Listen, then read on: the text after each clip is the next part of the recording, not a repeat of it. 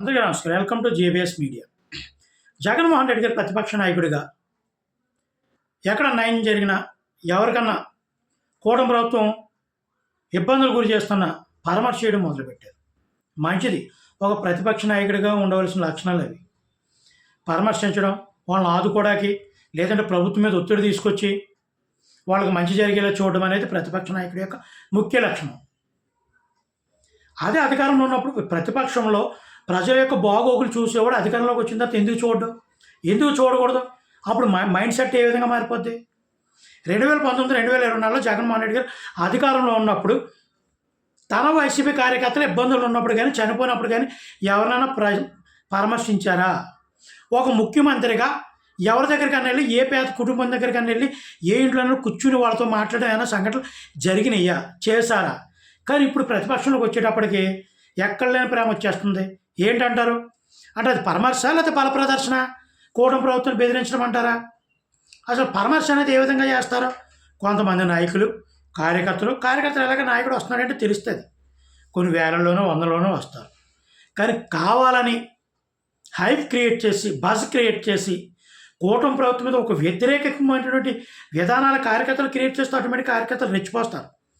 రెచ్చిపోయి కొన్ని వేల మంది చిన్న చిన్న పల్లెటూరులో కూడా ఒక 2,000, 3,000 ఉండే గ్రామాల్లో ఉన్న పల్లెటూరులో కూడా ఒక 30,000, 40,000 మంది కార్యకర్తలు వచ్చేలా క్రియేట్ చేసి, ఇదిగో జగన్ అంటే ఇంకా మోజు తగ్గలేదు, జగన్కి ఇంకా ప్రజల్లో ఎంత హైప్ ఉంది, కానీ ఓడిపోయాడు. ఎందుకు ఓడిపోయాడు అంటే కూటమి ప్రభుత్వం గ్యామ్లింగ్ వల్ల ఓడిపోయాడు, వాళ్ళు ఈవీఎంల యొక్క విధానాల వల్ల ఓడిపోయాడు తప్ప ప్రజాదరణ అయితే జగన్ తగ్గలేదు అని చూపించుకోవడానికే, లేకపోతే ప్రజల ఆదరణ పెరిగిపోయింది, కూటమి ప్రభుత్వం విధానాలు బాగలేదు, కూటమి మీద వ్యతిరేకత పెరిగిపోయింది అని చెప్పడం కోసమే.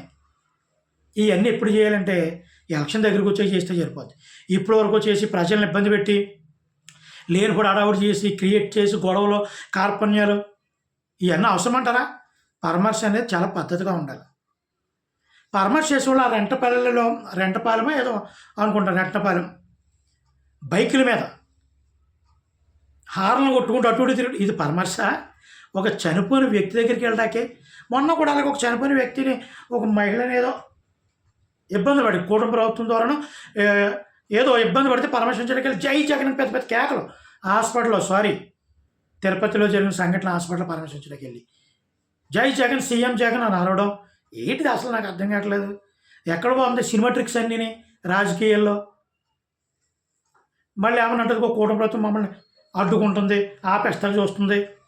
అసలు మీరు కూటమి ప్రభుత్వంలో చంద్రబాబు నాయుడు కానీ, పవన్ కళ్యాణ్ గారిని ఎవరినైనా పరామర్శించడానికి వెళ్ళనిచ్చేవారా? వెళితే మీ నాయకులను అడ్డంగా ఎవరినొకరు పంపడం, అక్కడ ఒక అడవుడు క్రియేట్ చేయడం, పోలీసులు పక్షపాతంగా ఆ ప్రతిపక్ష నాయకులను వెళ్ళనివ్వకుండా చేయడం, మీకు అటువంటి ఆటంకాలు ఏమైనా కలగనిచ్చారా? ఇప్పుడు ఎందుకు కలగనిస్తానంటే, మీరు కొన్ని వేల మందిని పోజేసి ఇబ్బందులు క్రియేట్ చేసి, ఏదో అడవుడు బైకుల మీద జై జగన్ అని గోలెట్టుకుంటూ తిరగడం ఇది కరెక్టా? పరామర్శించి చేయడానికి ఆ కుటుంబాన్ని పరామర్శించి ఓదార్చి, వాళ్ళకి ఏమన్నా వాళ్ళ చేతులు ఏమన్నా పెట్టి ప్రభుత్వం మేము ఆదుకోకపోయినా మేము మీకు అండకుండామని చెప్పడం. మరి పరామర్శించడానికి వెళ్ళిన వ్యక్తులు ఆ నాగమల్లేశ్వర అతను, మీరు ఎంతవరకు పరామర్శించడానికి వెళ్ళిన వ్యక్తులు ఒక్కళ్ళైనా మంచోళ్ళు ఉన్నారా? ఎవరినైనా మీ పార్టీ ఎంతవరకు పరామర్శించిన నాయకుల్లో ఒక్కళ్ళ మీదైనా మంచి ఒపీనియన్ ఉందా? మంచి ఒపీనియన్ చెప్పండి. పరామర్శించడానికి వెళ్ళినప్పుడు పేదలను, లేదా ప్రభుత్వము అక్రంగా ఇబ్బందులు పెట్టిన వాళ్ళు, లేకపోతే అన్యాయం చేసిన వాళ్ళు, కొంతమంది దుండగులు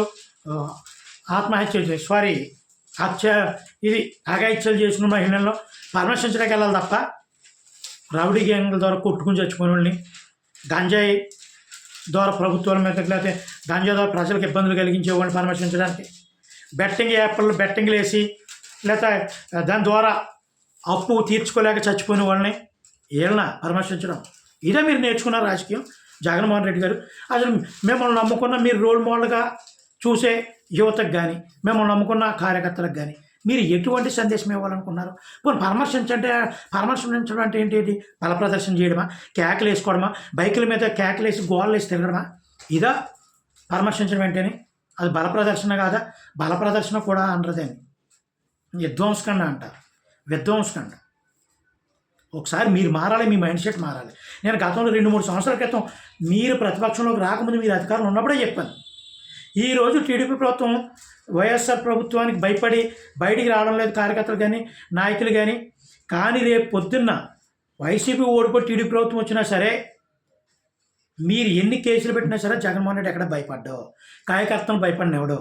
అవసరమైతే తిరగబడతాడు, విధ్వంసం క్రియేట్ చేస్తాడు, అందులో కొన్ని శవాలు లెగిసిపోయిన కొంతమంది చనిపోయినా సరే దాన్ని ప్రభుత్వం మీద నేరంగా ప్రజల్లో క్రియేట్ చేస్తాడు తప్ప అతను ఎప్పుడు కూడా భయపడ్డావు. గొడవలు పెడతాకి కొంతమంది చనిపోయినా సరే అతను సిద్ధంగా ఉంటాడు, భయపడ్డాడు, రెచ్చగొడతాడు కార్యకర్తల్ని అని నేను ఎప్పుడు 3-4 సంవత్సరాల క్రితమే చెప్పాను ఈ విషయం. ఇప్పుడు అదే జరుగుతుంది, వాస్తవంగా జరిగేది అదే, మీరు చేసేది అదే. పరమేశ్వర చెట్టుకి వెళ్ళినప్పుడు రెచ్చగొట్టడం అవి ఏం పెట్టుకుని వెళ్తున్నారో, రాజారెడ్డి రాజ్యాంగం వస్తుంది రప్ప రప్ప నరుక్కుంటా పోతామే, ఈ ఫ్లెక్స్లు పట్టుకుని తిరగడం ఇది మంచి సందేశమా? ఎటువంటి మూర్ఖత్వ పరిస్థితులు ఉన్నారు? ఫ్యాక్షనిస్ట్ విధానాలు కార్యకర్తలు కూడా నేర్పిస్తున్నారు. శాంతియుతంగా ఉన్న కొన్ని ఏరియాలను కూడా ఇదే విధానాలు రఫా కోసుకుంటూ పోతారు మీరు అధికారంలోకి వస్తే. ఇది ఎంత మూర్ఖత్వం ఒకసారి ఆలోచించండి. పరమేశ్వర అంటే చాలా పద్ధతిగా ఉండాలి సార్. మీరు ఆల్రెడీ ముఖ్యమంత్రి స్థాయి వ్యక్తిని ముఖ్యమంత్రి చేశారు, ప్రజలు మంచి సందేశం ఇవ్వాలి. జగన్మోహన్ రెడ్డి వచ్చాడు, పరామర్శించాడు, చాలా బాగా కార్యకర్తలు కూడా స్పందించారురా, మళ్ళీ ఈ నాయకుడు వస్తే బాగుంటుందిరా అని అనుకోవాలి. మిమ్మల్ని నమ్ముకున్న వాళ్ళు, మీ ఫేవర్గా ఉన్నవాళ్ళు మీరు ఎంత ఏదో పని చేసినా సపోర్ట్ చేస్తారు, చేయకపోయినా సపోర్ట్ చేస్తారు, అది ఎప్పుడు ఉన్నదే. కానీ మిగతా ప్రజలు అనుకోవాలి కదా, ఆ ప్రజలు అనుకోకు కదా 11 సీట్లు వచ్చినాయి. మీరు అనుకుంటున్నారు ఏంటంటే ఈవీఎంలో గ్యాంబ్లింగ్ వల్లే మనకు 11 సీట్లు వచ్చినాయి. నిజంగా అదే అయితే 2018లో కూడా వాళ్ళకి 23 సీట్లు రావడం కూడా ఈవీఎంలు గ్యాంబ్లింగ్ అనుకోవాలి కదా. అప్పుడు మీరు బీజేపీ తంటకాగారు కదా. మరి అది కరెక్ట్ అయితే ఇది కరెక్ట్ అనుకోవాలి, అది తప్పైతే ఇది తప్పే కదా. మనం చేసే సంవత్సరం ఎదురు చేస్తే వ్యభిచారం అనుకోవడం కరెక్ట్ కాదు కదా. ఒకసారి ఆలోచించండి, మీరు చేసే విధానం ఏమాత్రం కరెక్ట్. ఓకే, జై హింద్, జై భీమ్.